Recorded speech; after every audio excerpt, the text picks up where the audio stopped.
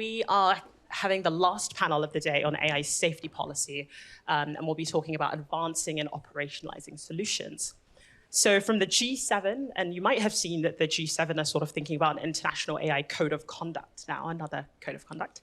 The White House, of course, has the voluntary commitments, and then the UK is due to sort of convene the AI Safety Summit next week, where we are also anticipating a policy proposal around AI safety. A lot of governments are really thinking about what safety means. But I guess the big question is, to what extent do policymakers have the same understanding of AI safety as folks in industry, civil society, and academia? How do policymakers distinguish between short and long-term risks?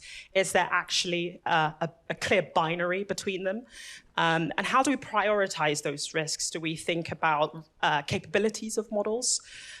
So this session will really dive into what are policymakers thinking about. And of course, we're at a critical moment. I think we've heard that throughout the day so far, where we think that policymakers are actually keen to act. And so hopefully this panel will be useful to inform a lot of the discussions that will be coming over the next few weeks. So with that, I'm excited to introduce 4 panelists here who bring very unique and important perspectives to this discussion. So I'll start with Lisa. Lisa Einstein serves as a senior advisor for AI and executive director of the United States' Cybersecurity and Infrastructure Security Agency's Advisory Committee. Did I get that right, Lisa? I hope so. It's quite a... It's close enough. It's CISA for short. Lucy Poole leads the Digital Strategy, Architecture and Discovery Division at Australia's Digital Transformation Agency, which provides whole-of-government strategic leadership to the development and implementation of digital policies. So Lucy, would you like to say hi so they know who you are? Hi. Awesome, fantastic. That is Lucy. On the end, we have Miranda Bogen. She's the founding director of the Center for Democracy and Technology's AI Governance Lab, where she works to develop and promote the adoption of robust, technically informed solutions. And the announcement, I believe, went out yesterday. So congratulations to Miranda on this new role and to CDT. And then last but not least, we have Sophia Ignatidou, who is the group manager for AI and data science at the technology department of the Information Commissioner's Office, the ICO, which folks from the UK will be very familiar with, where she leads a team of AI policy and technology experts. And I think it's great to have Sophia here because so far we haven't had a regulator's perspective, but policymakers at the executive level and regulators bring very different and important insights. So with that, let's start with a sort of personal reflection question. We've, of course, seen a number of proposals and a lot of public discussion that are very specific to frontier and long-term risks. And I think we've heard that throughout the day, that we're sort of hearing the frontier as the focus of a lot of the policy discussion and this idea of long-term risk.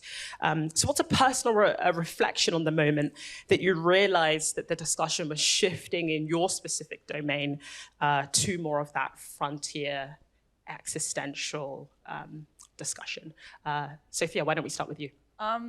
So I was aware of all the research into existential risk for a while now, since I have been looking into AI for a couple of years. And I do think it's an area that does require a lot of attention and investment, as we have seen recently by the UK government.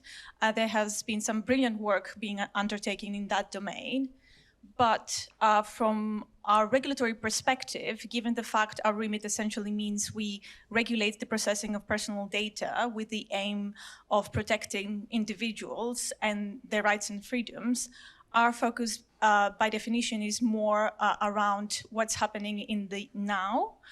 And I think even though the existential risk discussion is quite important, I think at the same time we do need to not forget that there are immediate risks that require our attention, like AI-driven discrimination, for example.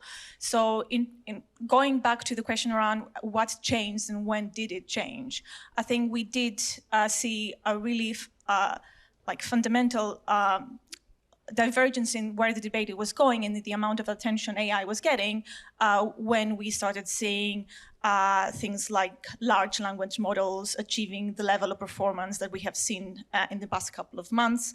And I think one of the reasons that the discussion really changed is because now we have systems that are performing quite well, but they are also in a position to be adopted, adjusted, and embedded within the digital information infrastructure that we are all using. So the scale has fundamentally changed, and now everyone is basically interested in what AI means for our lives going forward. There's probably 2 points to this question. The first is that often memory is attached to feeling, right? And so at the beginning of this year, I started to feel this kind of like doom-like feeling. I was like, oh my God, like what is happening here? And how am I going to control it? Can I control it? What do I do with it? And that coincided with an email that I received from our head of service. He's the secretary of the Department of Prime Minister and Cabinet. And he asked a question that floored me, and that was, how would this change our decision-making? So thanks. Lisa? I work at the Cybersecurity and Infrastructure Security Agency, which is the US's cyber defense agency, and we're also responsible for managing risk to the critical infrastructure that Americans rely on every minute of every day, from hospitals to banking to elections. And when the latest version of ChatGPT was released and there was this sort of franticness in the public consciousness, it felt to me like everyone was running to a ball at a children's soccer game. And so a big moment for us was taking a breath and thinking, what is our mission at CISA? And that is within cyber defense, critical infrastructure protection, and risk assessment and resilience. And we're looking through all the work that we do on AI through that lens, much of which is related to AI tools far outside of large language models that we're all thinking about. That's kind of in the front of the public's attention right now. So I think we kind of think of I'm just trying out this metaphor for the first time, but maybe we're center back in the soccer game. And we think it's really important that everyone thinks about what's my unique role in this ecosystem to prevent duplication of efforts and confusion, especially among critical infrastructure providers. I got married last year, and I went on my honeymoon from the end of December to mid-January in New Zealand, and I didn't check my email or any news. And I got back, and suddenly the world felt like it was an entirely different place in the sphere of AI policy.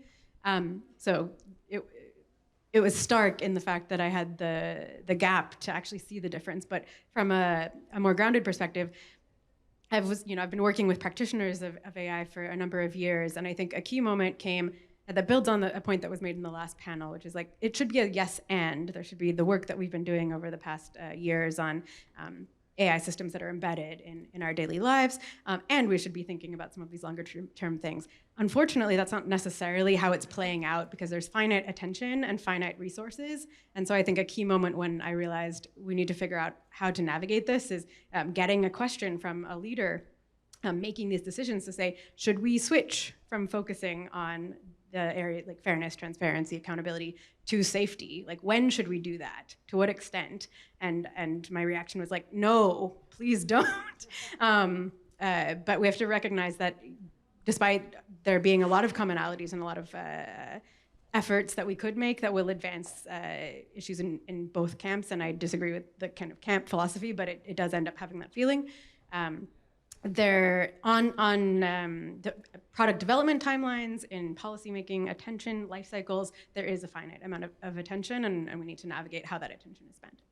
Okay, so let's dive into this idea of convergence or divergence in the way that we understand AI safety. And we'll kick off with you, Lisa. You're, of course, coming at this question from a US government perspective, and you, of course, as part of that, approach this from a cybersecurity lens. What has been the US government's approach to AI safety, and how has that informed your sort of cyber focus? So I would point to two really wonderful documents from the US government. One is the NIST AI Risk Management Framework, which I don't need to explain to this room, but expands on socio-technical risks.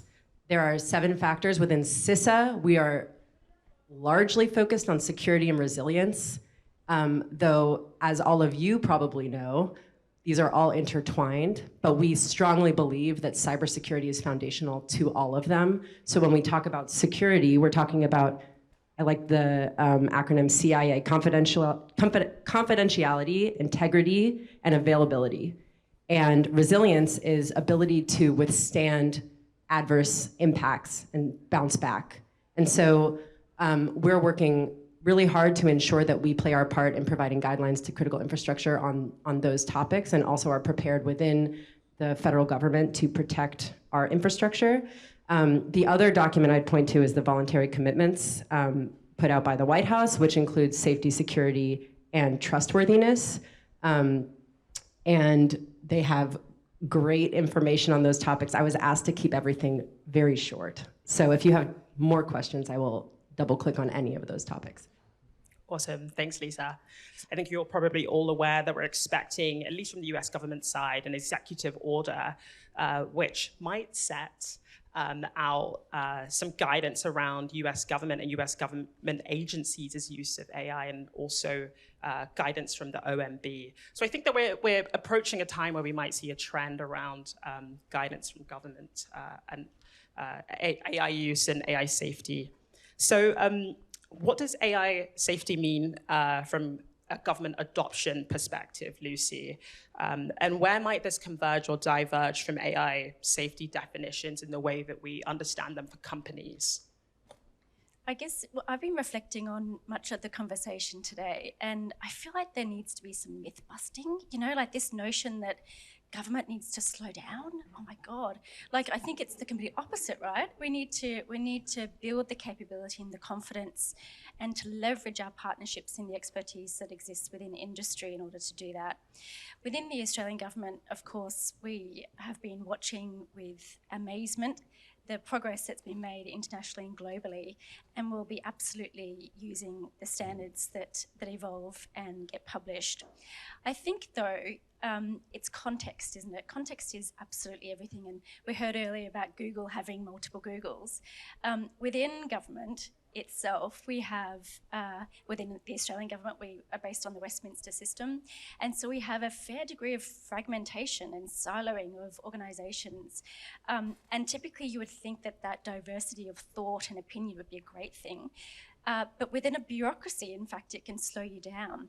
And so how it is that you generate a culture that values open conversation, sharing when things go wrong. You know, government has an immense responsibility to do no harm. And often when it comes to tech wrecks or tech debt, we don't talk about that because it's a great, you know, it's the shame that comes with that. And the cultural implication is that we don't learn from our mistakes. We don't have a culture that you often see in safety sectors like aviation and medical and health industries, which openly talks about when things aren't going wrong, or better still, when we don't know the answer to something. You know, I think what's been great today is hearing this notion of we're just starting the conversation. Well, if you guys are just starting the conversation, like we're like 10 years behind you. So, you know, think about the challenge that we have. But what we have done in order to cultivate this right culture and this culture of togetherness is to bring together a workforce, a task force that has representation from across most of our departments. We've got roughly 20 departments in the federal government, as well as roughly 100 agencies. So we've got representation from most of those in order to together create guidance, and that's going to be iterative for public servants to make use of. It's slow going, of course. We're coming up with a series of use cases. We're starting to talk about what transparency and what explainability means in a new dynamic. You know, we've had explainability for many years now. That's been inbuilt into our legislation and our ways of working. But all of a sudden, how does algorithmic transparency work? What is our obligation? When do we deploy it, and how do we deploy that? And then the final thing I'll say is just in terms of that notion of risk management and how we navigate that. I think that the most important thing for our public servants is going to be giving them access to some guidelines to steer when and how, without slowing down the low risk opportunity, giving them an opportunity to be able to navigate what does high risk actually mean? What is the context for this? And if I do want to do something, how do I do that in a way that gives that individual the access to expertise, to ensure that we are thinking about this from a legislative perspective. That's highly important to the way in which government works, and also to give rise to that and visibility to all. Awesome, thanks, Lucy. Miranda, we'll come to you next from a civil society perspective, because I know you've been thinking about this question for a long time. How would you see the discussion on AI safety at the moment, and where, again, does this align or diverge from your understanding of what AI safety should mean? A newer, sort of new lens on AI safety has really captured the public attention in the last few months. But it is so critically important not to forget what you mentioned at the beginning, which is that there are years and years of research and evidence around issues that existing systems are already having, the impact they're having on people's lives. And we really can't forget that, especially with the resource constraints that I mentioned. But I think there are a lot of interventions that we could put forward now that would address some of the concerns that have been raised over the years, that would really start to build the muscle around what the newer conversations are talking about. How do we create requirements? How do we build robust practices? And specifically, I apologize, my brain's working a little bit slowly today.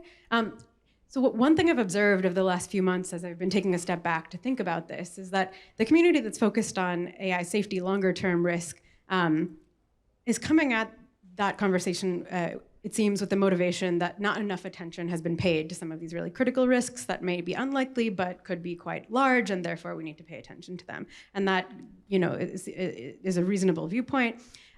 It seems that there's a perception that the last 5 to 7 years has been quite focused on harms of today, and so that's a robust conversation, and we already kind of have a sense of how to do that. The problem is very little of that has been enacted. Very little of that is held to a standard of accountability where we can be sure that those issues are being addressed, even if we have a better sense of what the interventions are. And the community that's more focused on those harms to people is really feeling sort of a sense of being jarred in that there, because they're saying, wait, we're almost at the finish line. We had the NIST risk management framework, we had the blueprint for the AI Bill of Rights from the US. Those are all kind of good starts, and we were about to get them across the finish line to have some standards that practitioners need to follow. And now the attention is kind of being diverted to something else. And I think that's something that we have to square. So my provocation is, what can we get over the finish line now so that we can show that we can get to a finish line? And as we said earlier, the finish line is not the end, it is a starting point. But to show that we can get to a point of integrating the best practices into the incentives that practitioners have to take into account when building this technology. So that's what I'd like to focus on in the field, kind of moving forward. Awesome, thanks, Miranda. And on this trend, I think we've heard from a lot of you that there has been a lot of work done in the AI safety space. And I think from a regulatory perspective, a lot of what you do, right, is sort of think about policy, and you apply, and you think about conformity to policy over time.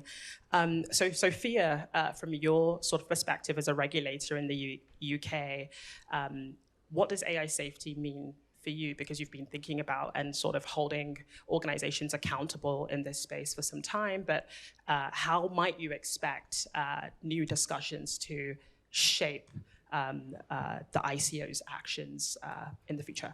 As a regulator, everything we do is essentially determined by the legislation. Everything has to be grounded on the law itself. And we oversee a risk-based framework. What that means is that we don't expect no risk. We just expect organizations to be mitigating the high risk. And if they cannot do that, they're actually obliged by law to actually alert the ICO so we can help them do that. Now, the way we enter the AI safety debate relates to the processing of personal data. So we care about the security of people's personal data. Security is one of our foundational principles. And what that means is that we care about the security of the training data when there is personal data in it. We care about the security of output data, but we also care about the security of data that are embedded in the model. And we can see there are security risks in terms of model inference attacks. We see memorization in terms of large language models, for example. So there are risks inherent in AI model development itself. Then, apart from the data itself, what we care about when we are talking about AI safety is the impact of AI on individuals when their personal data is being processed in that decision-making pipeline. So we do care about organizations undertaking impact assessments so they can mitigate those risks and avoid any material or non-material harms. So we are not dwelling just on physical or financial harms. Non-material harms is in our legislation as well. So we take a holistic approach to AI safety, even though we are aware that the AI safety debate is broader than personal data and expands onto issues such as national security and critical infrastructure. So there is a limit, obviously, to data protection as well. Awesome, thanks, Sophia. And I think that you lead us nicely onto the next question, because you noted that AI safety goes beyond your sort of immediate remit. And there are a lot of discussions that we've had through today that ask us to consider whether new policy tools will be required in order for you, other regulators, but us to sort of widen how we think, apply, comply with new forms of AI policy, whether it's legislation, new tools that can be applied.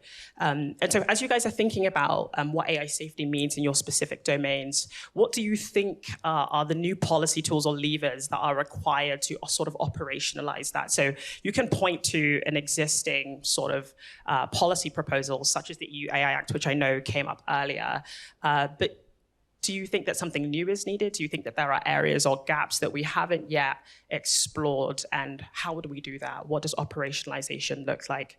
So, Lisa, why don't we come back to you first from a sort of cybersecurity perspective? Within CISA, we're thinking about this along 5 lines of effort, which are all sort of focused on operationalizing AI safety. So the first one is responsibly using AI to achieve our mission.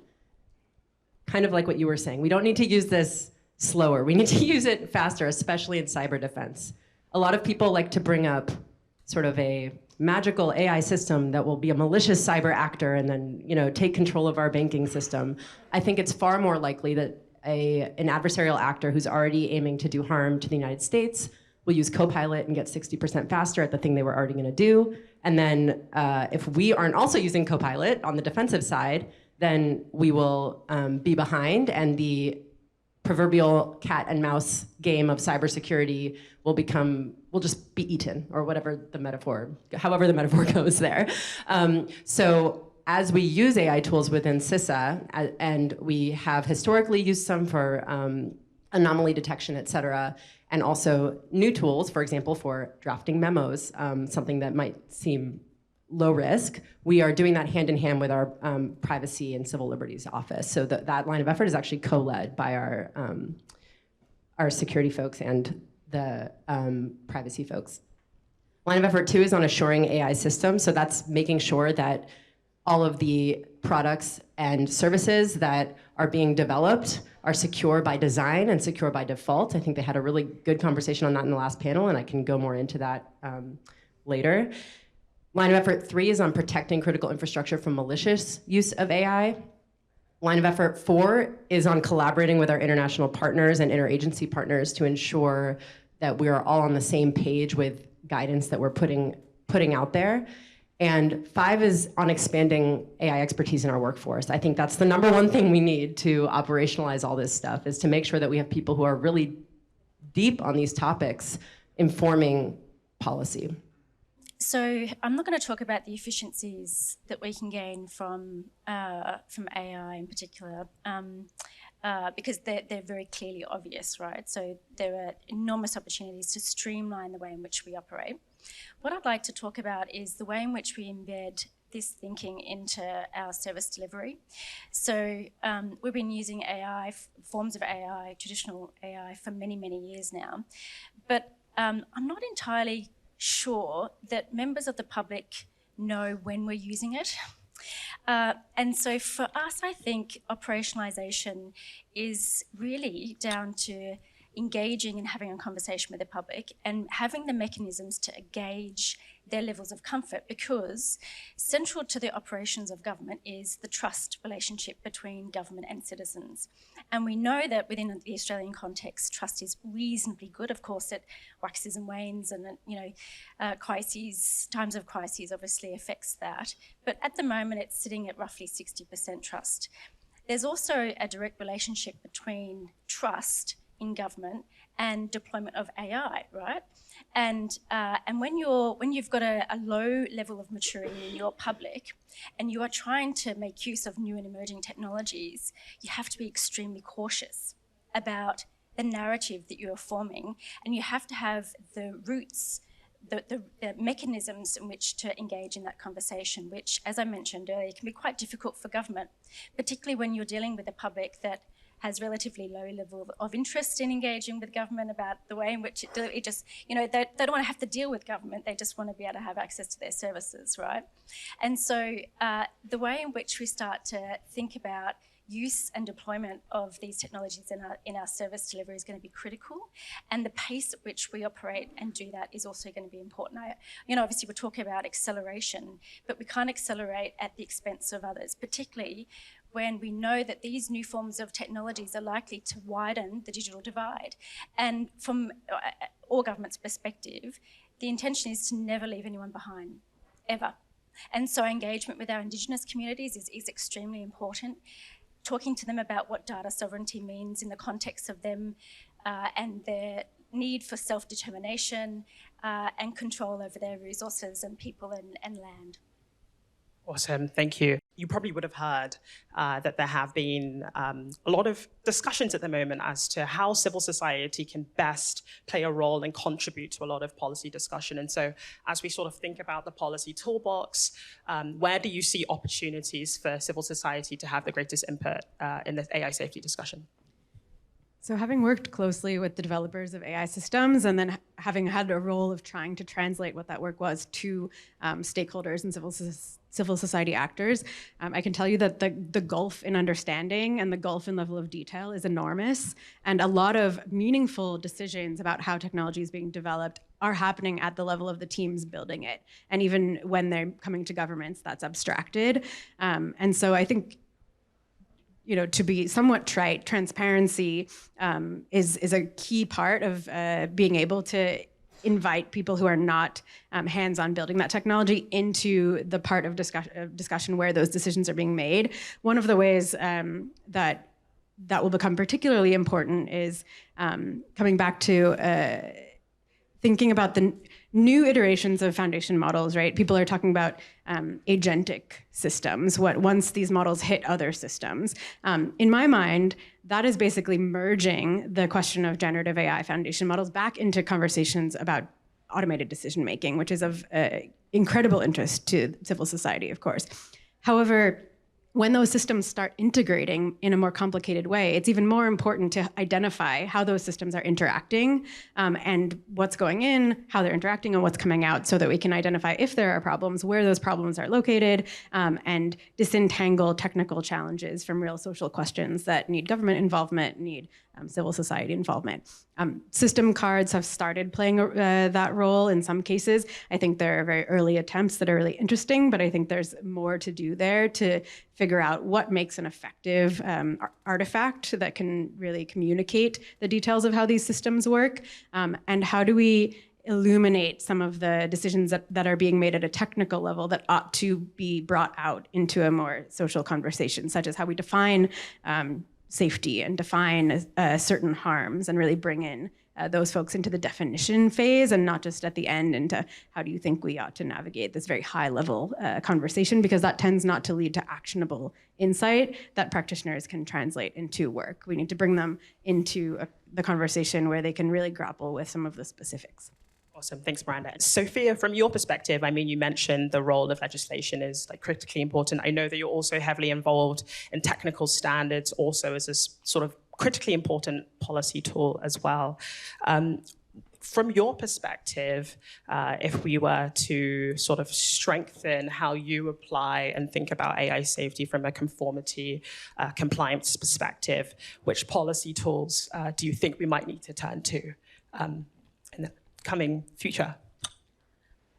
I think from a data protection perspective, one thing we have seen is that data protection impact assessments are really valuable tools, both for us, but also for the organizations whose work we oversee, because it enables them to really approach critically what they tend to do, how they process their data, what is the impact of that processing being undertaken. So we have seen we are in discussion with other regulators, including, for example, the HRC, and I think that kind of like a really structured and really thoughtful approach to impact assessments is really fundamental to AI safety in general. I think a huge chunk of the issues you're facing downstream can be mitigated to some degree upstream. And I think that's why we, as the ICO, take a really holistic approach to regulation of AI. So we try to engage with key stakeholders in this space in an ongoing basis. We produce guidance. We have produced guidance on AI data protection, on explainability and transparency, co-batch with the Alan Turing Institute a couple of years ago. We have a regulatory sandbox that provides really customized advice to innovators.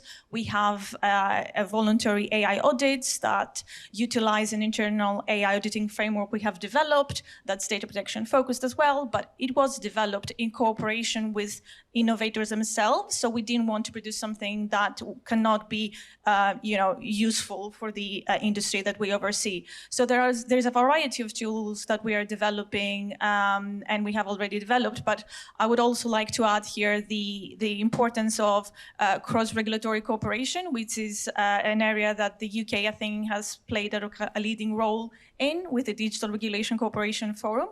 We have co-founded with Ofcom, which is a communications regulator, the Financial Conduct Authority, and the Competition and Markets Authority. And in that kind of like framework, we're trying not only to align our policy positions on AI, but also really solve those kind of like tricky questions and policy areas that sit at the intersection of all our regulatory remits. So a lot of that is something that I see other jurisdictions are have started to emulate as well. So that's really helpful, I think.